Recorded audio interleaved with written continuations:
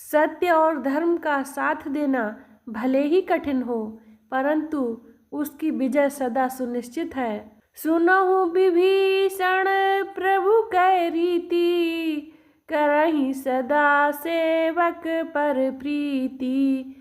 श्री राम ने विभीषण को शरण में लेकर यह दिखाया कि वे सदा अपने भक्तों का सम्मान करते हैं।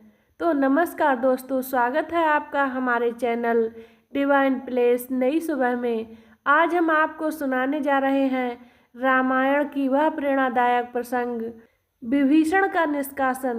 यह वही प्रसंग है जब रावण ने अपने धर्मनिष्ठ भाई विभीषण को सिर्फ इसीलिए लंका से निकाल दिया क्योंकि उन्होंने सत्य और धर्म का साथ दिया।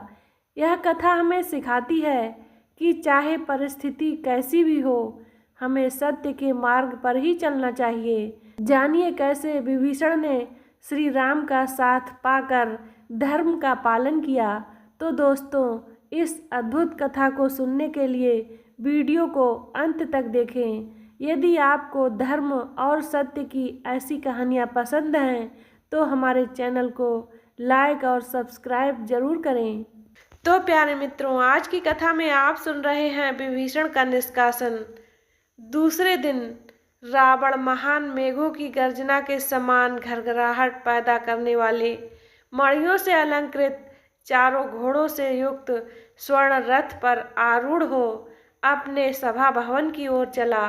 भांति भांति के अस्त्र शस्त्रों से सुसज्जित राक्षस सैनिक उसके पीछे पीछे उसकी जय जयकार करते हुए चले।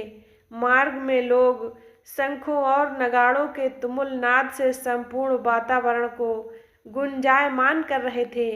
सड़कों पर सहस्त्रों नागरिक खड़े होकर उसका अभिवादन कर रहे थे, जिससे उसका मस्तक गर्व से उन्नत हो रहा था। इस समय वह अपनी वैभव की तुलना देवराज इंद्र से कर रहा था। सभा भवन में पहुंचकर वह अपने मणिमय स्वर्ण सिंहासन पर जाकर बैठ गया। उसके सिंहासनासीन होने पर अन्य दरबारियों एवं मंत्रियों ने भी अपने अपने आसन ग्रहण किए। शत्रु विजयी रावण ने उस संपूर्ण सभा की ओर दृष्टिपात करके कहा, हे सभासदों, मैं दंडकारण्य से राम की प्रिय रानी जनक दुलारी सीता को हर लाया हूँ, किंतु वह मेरी शैया पर आरूढ़ होना नहीं चाहती है। मेरी दृष्टि में तीनों लोकों के भीतर सीता के समान सुंदरी अन्य कोई स्त्री नहीं है।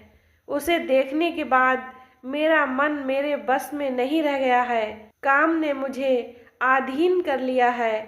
कामातुर रावण का यह प्रलाप सुनकर कुंभकर्ण ने क्रोधित होकर कहा, महाराज, तुमने जो यह छल पूर्वक छिपकर पर स्त्री हरण का कार्य किया है, यह तुम्हारे लिए बहुत अनुचित है। इस पाप कर्म को करने से पहले आपको हमसे परामर्श कर लेना चाहिए था। यद्यपि तुमने अनुचित कर्म किया है, तथापि तुम्हारे शत्रुओं का संहार करूंगा।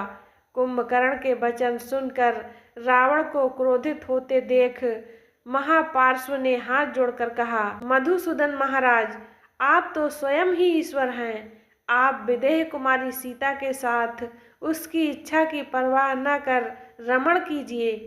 आपके जो भी शत्रु आएंगे उन्हें हम लोग अपने शस्त्रों के प्रताप से जीत लेंगे। महापार्श्व के ऐसा कहने पर लंकाधिपति रावण ने उसकी प्रशंसा करते हुए कहा, महापार्श्व, पूर्व काल में मैंने एक बार आकाश में अग्निपुंज के समान प्रकाशित होती हुई पुंज कस्थला नाम की अप्सरा से बलात् संभोग किया था। मेरे इस कृत्य से अप्रसन्न होकर मुझे शाप दे दिया था कि आज के बाद यदि किसी दूसरी नारी के साथ बलपूर्वक समागम करेगा तो तेरे मस्तक के 100 टुकड़े हो जाएंगे।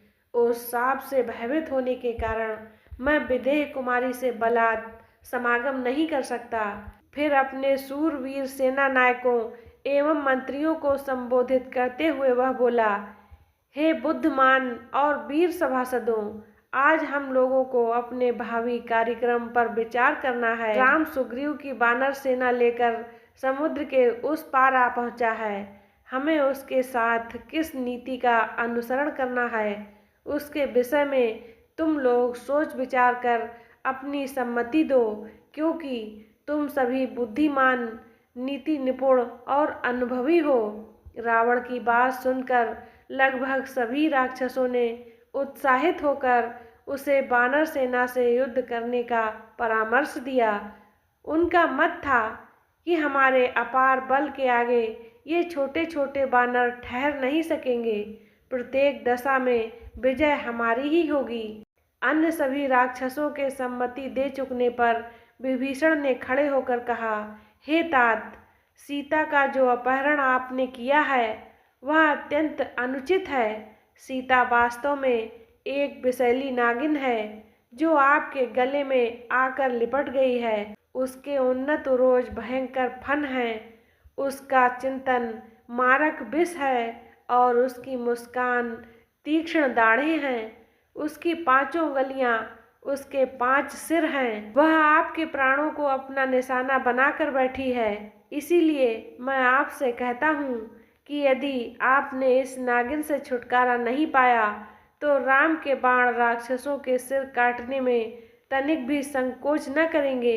इसीलिए सबका कल्याण इसी में है कि सीता को तत्काल लौटाकर राम से संधि कर लीजिए। विभीषण के वचन सुनकर प्रहस्त ने कहा, विभीषण, हमने युद्ध में देवताओं, राक्षसों तथा दानवों को पराजित किया है, फिर एक साधारण मानव से भयभीत होने की क्या आवश्यकता है। प्रहस्त का प्रश्न सुनकर विभीषण ने उत्तर दिया, हे मंत्रीवर, राम कोई साधारण मानव नहीं है। उनका वध करना वैसा ही असंभव है जैसे बिना नौका के सागर को पार करना। मैं उनकी शक्ति को जानता हूँ। हमारी संपूर्ण दानवीय शक्ति भी उनके सम्मुख नहीं ठहर सकती। राक्षस ही क्या, देव, गंधर्व और किन्नर भी उनसे जीत नहीं सकते। फिर विभीषण ने रावण को संबोधित करते हुए कहा, हे राक्षस राज, आप काम के वशीभूत होकर अनुचित कार्य करने जा रहे हैं और ये मंत्रीगण केवल चाटुकारिता में आपकी हाँ में हाँ मिला रहे हैं। ये आपके हित की सच्ची बात नहीं कर रहे हैं। मैं फिर आपसे कहता हूँ कि सीता को लौटाकर राम से संधि कर लेने में ही आपका, लंका का और संपूर्ण राक्षस समुदाय का कल्याण है। विभीषण की बातों से चिढ़कर मेघनाद बोला, चाचा जी, आप सदा कायरों की भांति निरुत्साहित करने वाली बातें किया करते हैं। आपने अपनी कायरता से पुलत्स्य वंश को कलंकित किया है। क्षमा करें, इस कुल में आज तक कोई ऐसा भीरू और निर्वीर्य व्यक्ति ने जन्म नहीं लिया। मेघनाद के मुख से ये अपमानजनक शब्द सुनकर भी विभीषण ने अपने ऊपर संयम रखते हुए कहा, मेघनाद, तुम अभी बालक हो, तुम में दूरदर्शिता का अभाव है, इसीलिए तुम ऐसी बातें कर रहे हो। मैं फिर कहता हूँ कि राघव से क्षमा मांगकर सीता को लौटाने में ही हमारा कल्याण है। विभीषण को बार बार सीता को लौटाने की बात करते देख रावण ने क्रुद्ध होकर कहा, बुद्धिमान लोगों ने ठीक ही कहा है कि चाहे शत्रु के साथ निवास करें, सर्प के साथ रहें, परंतु शत्रु का हित चाहने वाले मित्र के साथ कदापि न रहें। ऐसे लोग मित्र के वेश में घोर शत्रु होते हैं। विभीषण, तुम हमारे सबसे बड़े शत्रु हो, जो राम की सराहना करके हमारा मनोबल गिराने का प्रयत्न कर रहे हो। मैं जानता हूँ कि तुम मुख से मेरे हित की बात करते हो, परंतु हृदय में मेरे ऐश्वर्य, वैभव तथा लोकप्रियता से ईर्ष्या करते हो। यदि तुम मेरे भाई न होते तो मैं सबसे पहले तुम्हारा वध करता। यदि वध न करता तो भी मैं कम से कम तुम्हारी जीभ अवश्य खिंचवा लेता। मेरे सामने से दूर हो जा, देशद्रोही, और फिर अपना मुख मुझे कभी मत दिखाना। रावण से अपमानित होकर विभीषण उठ खड़ा हुआ और बोला, मैं समझ गया हूँ, तुम्हारे सिर पर काल मंडरा रहा है, इसीलिए तुम मित्र और शत्रु में भेद नहीं कर सकते। मैं जाता हूँ, फिर तुम्हें मुख नहीं दिखाऊंगा। इतना कहकर विभीषण वहाँ से चल दिया। तो मित्रों, आज की कथा को यहीं पर विराम देते हैं। अब आइए कुछ अनमोल वचनों को सुनते हैं। बयरु न कर काहू सन कोई, राम प्रताप विषमता खोई। श्री राम के प्रताप से विभीषण ने हर विषमता को त्याग कर धर्म का मार्ग अपनाया। सठ सन विनय कुटिल सन प्रीति, सहस कृपन सन सुंदर नीति। विभीषण ने रावण को धर्म का मार्ग अपनाने की सलाह दी, लेकिन रावण ने अपने अहंकार में यह समझने से इनकार कर दिया। सुनहु विभीषण प्रभु कै रीति, करहि सदा सेवक पर प्रीति। श्री राम ने विभीषण को शरण में लेकर यह दिखाया कि वे सदा अपने भक्तों का सम्मान करते हैं। राम ही केवल प्रेम प्यारा, जान लेहु जो जान निहारा। श्री राम को केवल सच्चे प्रेम और धर्म का मार्ग अपनाने वाले प्रिय होते हैं। विभीषण ने इसी प्रेम और भक्ति के साथ श्री राम की शरण ली। सत्य और धर्म का साथ देना भले ही कठिन हो, परंतु उसकी विजय सदा सुनिश्चित है।